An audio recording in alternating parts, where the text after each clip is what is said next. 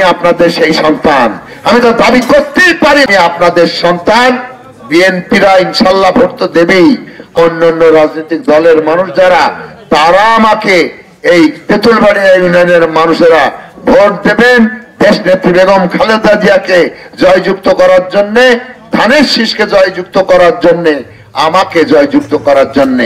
আমি পালিয়ে যাব না কোনোদিন, আপনাদের কাছে ছিলাম, আছি, থাকবো এবং আপনাদের ভালো মন্দের সাথে ছিলাম, এখনো আপনাদের ভালো মন্দের সাথে থাকবো। আপনারা আমাকে পরিচালনা করবেন, এই জন্যই ভোট দেবেন। আপনারা আপনাদের দাবির কথা আমাকে বলবেন, এই জন্যই ভোট দেবেন, কারণ আমি আপনাদের ঘরের সন্তান। তাই তো ভাই স্বীকার করেন তো নাকি? ৭৮ সাল থেকে, যেদিন আমি ৭৮ সালে বিএনপির হাল ধরেছিলাম, তেঁতুলবাড়িয়া ইউনিয়নের ছেলে হিসাবে গাংনীর দায়িত্ব নিয়েছিলাম, আপনারা আমাকে সহযোগিতা করেছিলেন। এমনি ভাবে অনেক চড়াই উতরাই পার হয়ে যতবার ভোটের প্রয়োজন হয়েছে আপনারা মরহুম এমপি জিল্লুর রহমান সাহেবকে অনেক অনেক ভোট দিয়ে জয়যুক্ত করেছিলেন এই করমদির মানুষেরা। তাই তো ভাই, না ভুল বলছি? আবার 2008 সালে আমাকে মনোনয়ন দিয়েছিল দল, তখনও আপনারা আমাকে অনেক ভোটের ব্যবধানে ভোট দিয়ে জয়যুক্ত করেছিলেন ভাইরা আমার। 91 আপনারা গনি সাহেবকে ধানের শীষে একটা অপরিচিত মানুষকে ভোট দিয়েছিলেন আমাদের কথার উপরে বিশ্বাস করে, এবং তিনি এমপি হয়েছিলেন। এই করমদি মানুষ ইতিহাস তৈরি করেছে, আমি তার সাক্ষী। আমাকেও ভোট দিয়েছিলেন বললাম 2008 সালে। তাই দেশ নেত্রী বেগম খালেদা জিয়া, তারেক জিয়া আপনাদেরকে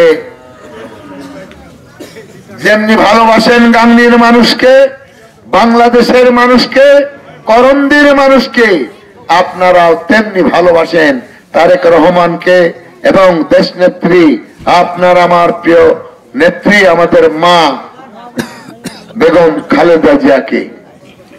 এবার 16 বছর পরে